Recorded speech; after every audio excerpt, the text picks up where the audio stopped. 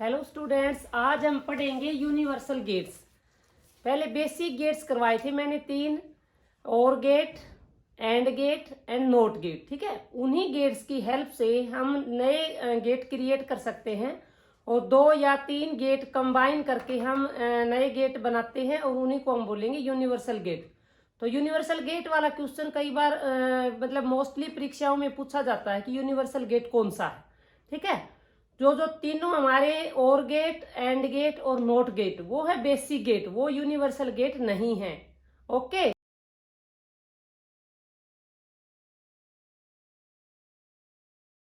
Universal gate क्या होता है? Universal gate is that gate which apart from its own logical function can also perform basic gates function. इसका मतलब क्या, कहने का मकसद क्या है कि यूनिवर्सल गेट वो गेट होते हैं जो अपने लॉजिकल फंक्शन परफॉर्म करने के साथ साथ बेसिक गेट्स के फंक्शंस को भी परफॉर्म करते हैं। और जो बेसिक गेट्स होते हैं वो सिर्फ अपने ही लॉजिक फंक्शन को परफॉर्म करते हैं, वो यूनिवर्सल गेट्स की तरह काम नहीं करते। तो बेसिक गेट तो मैंने पहले भी बताया था कौन से होते हैं। बेसिकली 3 गेट्स होते हैं, एंड गेट, और गेट और नोट गेट। ओके, और यूनिवर्सल गेट क्या है? यूनिवर्सल गेट 2 होते हैं, NAND gate and NOR gate. Okay, तो इनको मैं डिटेल में बताती हूँ। नैंड गेट क्या है? NAND gate is the combination of and gate and note gate. And gate और नोट गेट के कॉम्बिनेशन से जो नया गेट बनेगा, यूनिवर्सल गेट बनेगा, उसको हम बोलेंगे नैंड गेट। और नोर गेट किसके मतलब कॉम्बिनेशन से बनेगा? एन और गेट के साथ यदि नोट गेट भी कंबाइन कर दिया जाए और उसकी फंक्शनिंग परफॉर्म होगी, वो होगी हमारी किसकी? नोर गेट की। ओके,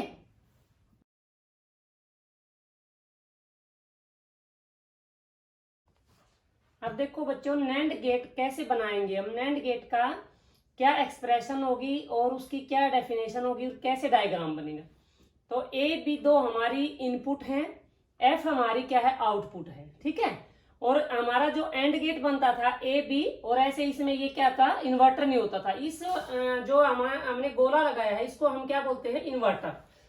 और क्या है इन्वर्टर का मतलब? जो वैल्यू आएगी उसके बाहर लग जाएगा। फिर अभी समझाती हूँ, देखो इसका लॉजिक एक्सप्रेशन क्या होगा? F is equal to A into B और उसका बार।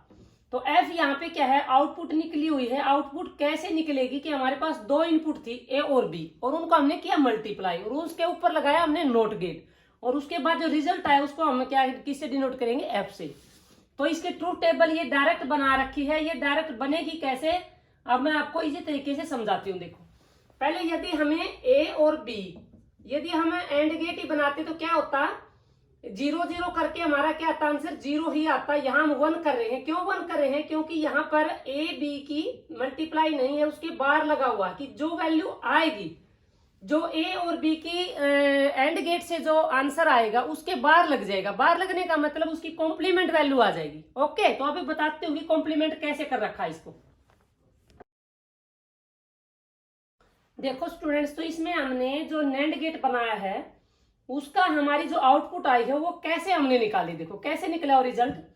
हमने 2 इनपुट ली थी, ए और बी। तो यहाँ पर ए और बी की हम वैल्यू पुट करेंगे। ए की वैल्यू 0 और बी की वैल्यू 0। तो ए इंटू बी क्या आंसर आ जाएगा? 0 इंटू 0 0 आ जाएगा। ओके, तो ये तो है ए इंटू बी का। 0 इंटू 1 0 बन जाएगी, 1 इंटू 0 भी 0 बन जाएगी, 1 इंटू 1 क्या बन जाएगा? 1 बन जाएगा। ओके, तो ये तो हमारा रिजल्ट है ए डॉट बी का। मतलब एंड गेट था हमारा, एंड गेट था ए और बी 2 वेरिएबल्स के लिए। ओके, अब हमने क्या बनाना है? नैंड गेट बनाना। नैंड का मतलब जो हमारा एंड गेट का रिजल्ट आया है, जो आउटपुट आई है, उसी का हमने क्या बनाना है? कॉम्प्लीमेंट वैल्यू बना देनी है। कॉम्प्लीमेंट का मतलब बाहर लग जाएगा।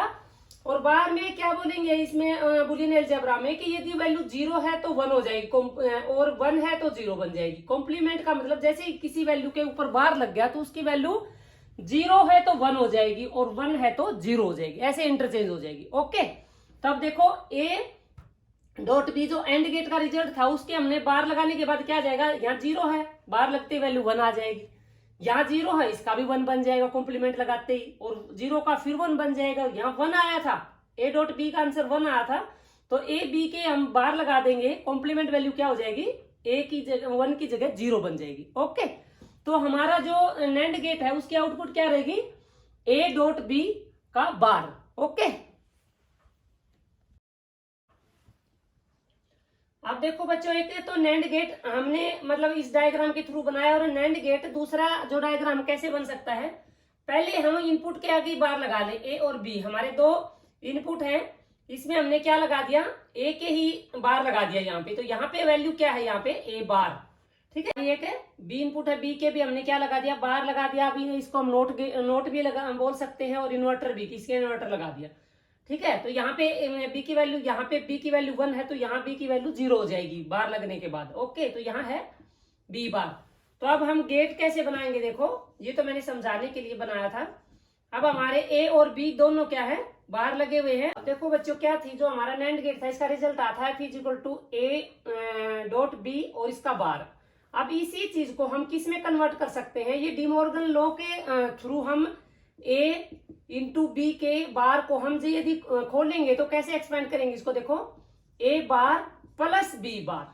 तो अब यहाँ पे क्या हो जाएगा, ए बार और प्लस बी बार, इसका मतलब पहले हमने ए के और बी के बार लगा देंगे, तो फिर हमारा गेट कौन सा बन जाएगा, बने तो वन एंड गेट पर, किसके थ्रू बनेगा, वो और गेट के साथ मिक्स होके। ओके, तो अब हमारा क्या बन जाएगा, ये हमारा गेट बन जाएगा, और यहाँ पे रिजल्ट जो हमारा एफ आया है वो किसके बराबर है, ए बार प्लस बी बार। ओके, तो हम ऐसे इस तरीके से हम क्या है, नैंड गेट का डायग्राम बना सकते हैं। तो इसमें बच्चों जो ट्रूथ टेबल है वो ट्रूथ टेबल सेम ही रहेगी, बस ये डिमॉर्गन लॉ के अकॉर्डिंग यदि ए डॉट बी का बार लगा देंगे, तो यदि उसको हम खोल लेंगे तो उसको इस तरीके से भी लिखा जा सकता है, ए बार प्लस बी बार।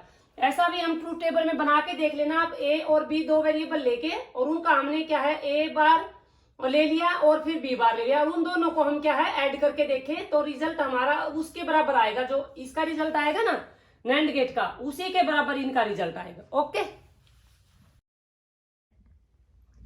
अब देखो बच्चों, नैंड गेट यूनिवर्सल गेट की तरह काम करता है, तो वो कैसे लॉजिक ऑपरेशन परफॉर्म करेगा। Logic operation and gate, or gate और नॉट गेट के इंप्लीमेंट कर सकते हैं हम किसके हेल्प से, नैंड गेट की हेल्प से, क्योंकि NAND gate is the universal gate. पहले भी बताया कि नैंड गेट ये बेसिक ऑपरेशन भी परफॉर्म कर सकता है। तो अब देखो हम कैसे करते हैं, नॉट फंक्शन हम कैसे परफॉर्म करते हैं with the help of NAND gate. अब देखो हमारे इसमें मान के चलो, नॉट गेट में पहले भी बताया था, नॉट गेट में एक ही इनपुट होती है। हमने एक ए नाम की इनपुट ले ली, ए नाम की इनपुट ले ली, तो जैसे हमने इसके इन्वर्टर लगाया, नॉट गेट लगा दिया, तो क्या है, इसकी वैल्यू क्या हो जाएगी, ए बार। ओके, ऐसे ही हमने एंड फंक्शन लिया। एंड फंक्शन क्या है, मतलब दो इनपुट लेगा, ए और बी दो इनपुट ले लिया हमने, दो इनपुट का हमारा क्या बन गया, एक हमारा एंड गेट बन गया। और एंड गेट के यदि हम इन्वर्टर लगा देते तो यहाँ रिजल्ट क्या आया, ए इंटू बी का बार, ठीक है। ए इंटू बी मल्टीप्लाई करने के बाद हमने ये क्या करा, हमने नॉट गेट लगा, तो इसका मतलब ए इंटू बी के बार लगेगा। और जैसे जो रिजल्ट आया था उसके दोबारा फिर हम नॉट गेट लगा दे, तो दो बार नॉट गेट लग गया, तो यहाँ पे क्या आ गया, रिजल्ट वापिस क्या आ गया, यहाँ पे जो हमारी वैल्यू थी ए बार बी, ए बार के बार और ऊपर बार, यदि बार के ऊपर बार लग जाता तो वैल्यू नॉर्मल रह जाती, बार से बार हमारा कट ऑफ हो जाता है। तो यहाँ पे आंसर क्या आ जाएगा, ट्रूथ टेबल में इसकी मैं बहुत ही अच्छे तरीके से समझा दूंगा अगली वीडियो में। ओके, तो यहाँ रिजल्ट क्या आया, ए बी, और ए बी क्या हमारा एंड गेट, और एंड गेट की इंप्लीमेंटेशन किसकी हेल्प से की, हमने नैंड गेट की हेल्प से। ओके, अब इसमें देखो एंड फंक्शन कैसे परफॉर्म हुआ। ए बी दो हमने दो इनपुट ली थी, और उसमें हमने क्या किया, एक एंड गेट, और हमने यदि एंड के साथ नोट लगा दिया तो हमारा बन गया नैंड गेट। तो हमें ऐसे दो नैंड गेट लगा देते हैं हम लगातार, तो हमारा जो आंसर आता है वो हमारा एंड गेट में मतलब रिजल्ट कन्वर्ट हो जाता है। ओके, तो इसलिए एंड ऑपरेशन भी हम परफॉर्म कर सकते हैं with the help of NAND gate. अब और फंक्शन देखो, और फंक्शन क्या, जैसे हमने दो वेरिएबल लिए, दो इनपुट ली थी ए एंड बी, ठीक है। ए बी दोनों के हमने बार लगा दिया, तो यहाँ पे क्या आ गया, ए बार और बी बार। और यदि इन दोनों का हमने क्या किया, यहाँ रिजल्ट आ गया हमारा ए बार बी बार, और फिर हमने एक और नैंड गेट लगा दिया, ए बार बी बार के ऊपर एक और बार लग गया। तो ये बाय डिमॉर्गन लॉ ये ऐसा होता है, ए बार बी बार के मतलब होल कॉम्प्लीमेंट बना दे इसी वैल्यू का, तो हमारा रिजल्ट आ जाएगा A plus B by the De Morgan law. Okay, तब देखो बच्चों, मैंने अब पहले आपको क्या समझाया है, एक मैंने इसमें आज क्या करवाया है, नैंड गेट करवाया है जो यूनिवर्सल गेट है। तो कई बार एग्जाम में ऐसा क्वेश्चन पूछा जाता है, कंपटीशन एग्जाम में तो पक्का पूछा जाता है कि जैसे एंड गेट है, और गेट है, नैंड गेट है, और नोट गेट है। इन 4 गेट में से आप यूनिवर्सल गेट कौन सा है ये बताओ।